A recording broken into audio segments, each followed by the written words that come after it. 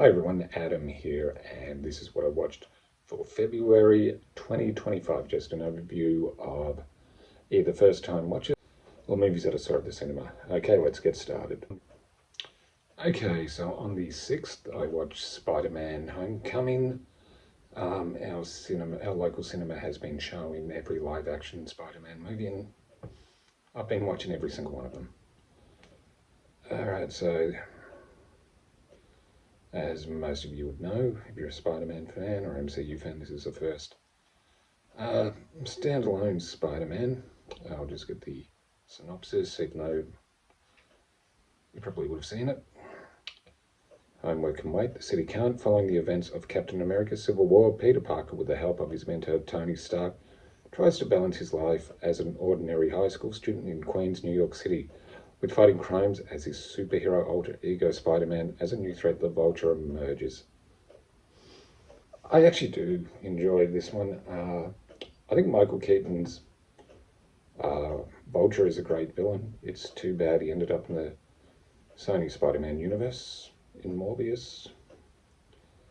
I'd like to see him back. He's actually quite a good villain, especially, I mean, spoilers, but I'm sure most of you have seen it. When he actually works out who Peter Parker is and that he's asked his daughter out to the prom, it shows that Michael Keaton can do light-hearted stuff, but he can give he's kind of scary in that scene. But yeah, I think it's a decent start to the MCU standalone Spider-Man movies. On the 6th, I watched a movie called Presents. The synopsis is, in this house there is a present. A couple, Rebecca and Chris, and their children, Tyler and Chloe, move into a seemingly normal suburban home. When strange occurrences occur, they begin to believe that there is something else in the house with them. The presence is about to disrupt their lives in unimaginable ways. I thought this one had an interesting premise. From the whole movie, we see everything from essentially the spirit's point of view, and they want to know why it's there and why it's doing all the things it is. There is a twist, but it's kind of like if you saw it in a violent nature, kind of takes that approach, but everything is from the spirit's point of view, and I thought it was an interesting concept, but I don't think it really worked that well.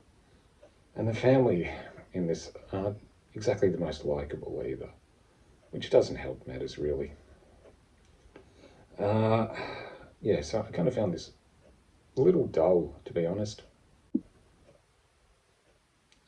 And on the 13th, continuing the Spider-Man movies, Spider-Man Far From Home. This was the extended edition. Here's a synopsis for... Well, here's a synopsis. It's time to step up. Peter Parker and his friends go on a summer trip to Europe. However, they will hardly be able to rest. Peter will have to agree to help Nick Fury uncover the mystery of the creatures that cause natural disasters and destruction throughout their continent.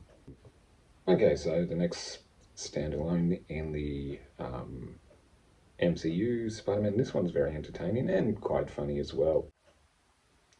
But, Jake Gyllenhaal's very interesting as Mysterio. I know some comic book fans didn't like what they did with him, but to me it doesn't matter. Yeah, I thought he was a good antagonist. And you get some decent, as you'd expect, special effects, and the interplay between Ned and Peter is really good. It's just a movie that's just there to have fun with it. Yeah, so that's a good one. And on the next day, on the 14th, I watched Captain America Brave New World. Here's a synopsis. Okay, the future favors the brave. After meeting with the newly elected US President, Thaddeus Ross, Sam finds himself in the middle of an international incident. He must discover the reason behind a nefarious global plot before the true mastermind has the entire world seen red. It's alright. I'll be honest, I'm still behind on all the Marvel TV shows. But I thought Anthony Mackie did a reasonable job, and of course, Harrison Ford replacing the late William Hurt. I think he does okay. It's not the best MC movie. It's alright. I've noticed a lot of people saying you can tell when the reshoots are. Maybe it's just me, but I never noticed things like that. Well, except in the Fantastic Four movie from a few years back. But it's okay, not awful. It does bring back a few plot threads from some movies from years ago. But yeah, I wouldn't say it's great. It's not awful, but it still has some entertainment value. On the 15th, I watched The Last Breath. Okay, this shark movie. A group of old college friends reunite on a Caribbean scuba diving trip, exploring the wreckage of a World War II battleship and find themselves trapped inside the underwater labyrinth of rusted metal, surrounded by great white sharks. I'll put this as down to it's okay, not great. Sadly, this is Julian Sands' last role before his death. So I mean, it is full of cliches, but some of it does look good. The warship actually looks really good. I'll give it that. Sharks, so. I have a quick review on my channel, but yeah, I wouldn't highly recommend it. On the 17th, I watched Heart Eyes, this horror movie. No couple is safe. When the hard-eye killer strikes Seattle, a pair of co-workers pulling overtime on Valentine's Day are mistaken for a couple by the elusive couple-hunting killer. Now they must spend the most romantic night of the year running for their lives. I gotta say, I found this one to be actually a lot of fun. Yeah, it actually does a good job of mixing horror and comedy, and I really like the two leads. Were really good together. Olivia Holt and Mason Gooding, they had some really good chemistry. Yeah, and there's some decent gore scenes. There is kind of and it had some pretty funny supporting characters as well. So this is kind of a fun slasher comedy, and it actually works pretty well. On the 20th, I watched Spider-Man No Way Home. I'm sure most of you have seen it. This was the more fun stuff version. Alright, the multiverse unleashed. Peter Parker is unmasked and no longer able to separate his normal life from the high stakes of being a superhero. When he asks for help from Doctor Strange, the stakes become even more dangerous, forcing him to discover what it truly means to be Spider-Man. Yeah, this is a movie that does fan service really well, mixing pretty much showing respect to all the previous Spider-Man movies. I never thought the Amazing Spider-Man movies were that bad. But actually, it was good to see I mean, we've all seen it. And has the novelty worn off a little bit, but it's still a fun movie. You know, with all the villains. And the way the three, well, you've seen it already, the Spider-Men all work together. They actually have some really great chemistry. The more fun stuff really just adds a few more comedic stuff. Nothing majorly different to the plot, to be honest. But you know, this would be the ultimate Spider-Man movie. And yeah, so I mean, I still enjoyed it. It was fun to watch all the Spider-Man movies and finish with this one practically back to back a week, for weeks at a time. On the 21st, I watched The Monkey. Okay, here's a synopsis. Everybody dies and that's effed up.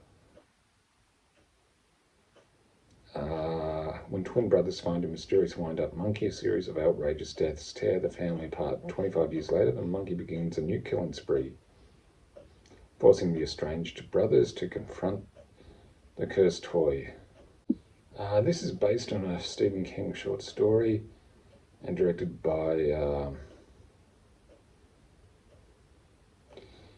Osgood Perkins, who directed Longlegs. Everybody liked that movie except me. And I thought this could be interesting. I'll give it, there are some interesting death scenes and gore, but it didn't work for me. It does. It's kind of a black humor horror movie this time. And I thought I was going to enjoy it. I didn't think it was that great, to be honest. And there is kind of a Final Destination feel to it, with a drum playing monkey. But you know, I didn't go bananas over it. And on the 28th, I watched In the Lost Lands. Okay, here's a synopsis. A queen sends a powerful and feared sorceress, Grey Ellis, to the ghostly wilderness of the Lost Lands in search of a magic power, where the sorceress and her guide, the Drifter Boyce, must outfight man and demon. So this one stars Milla Jovovich and Dave Bautista, directed by Paul W.S. Anderson, who directed the Resident Evil movies, which, I'll be honest, I don't mind them. They're not great. I kind of find them fun. This one, not so much fun. Actually, I found it a little dull. There's a few, I guess, trademarks of Paul W.S. Anderson's direction style. Seems to love to do a close-up of an eye. And the action scene's kind of tepid. So, yeah, I mean, Milla Jovovich is essentially playing Alice again. And Dave Bautista does the best he can with the material, but it's not great. It really isn't. I thought this could be fun. It is based on a story by George R. Martin. If you're interested, I wasn't by the end of it, but yeah. Alright, so that's everything I watched in February 2025. Let us know, have you seen any of these? What did you think? As always, just my opinion. Like, comment, subscribe. I'm Adam, and I'll see you again soon.